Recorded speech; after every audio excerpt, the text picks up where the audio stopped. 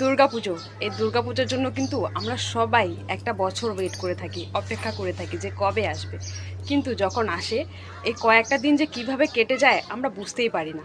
মহালয়ার আগের দিন থেকে শুরু হয়ে যায় আমাদের মনে সেই আনন্দ, অনেকের মনে সেই আনন্দটা ফুটে ফুটে ফুটে ফুটে ওঠে, প্রকৃতি চেঞ্জ হয়ে যায়।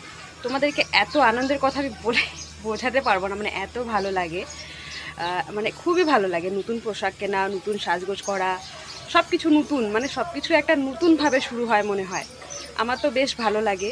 আমরা সবাই খুব এনজয় করি, বাড়ির প্রত্যেকজন, আমার মেয়ে, সবাই, সবার মোটামুটি মনে হয় পূজার কেনাকাটা হয়েও গেছে। অনেকের হয়নি আমি জানি, কারণ অনেকের স্যালারি একটু প্রবলেম হয়, স্যালারি লেট করে ঢোকে, এই জন্য এখনও অনেকের হয়নি, অনেকের হয়ে গেছে।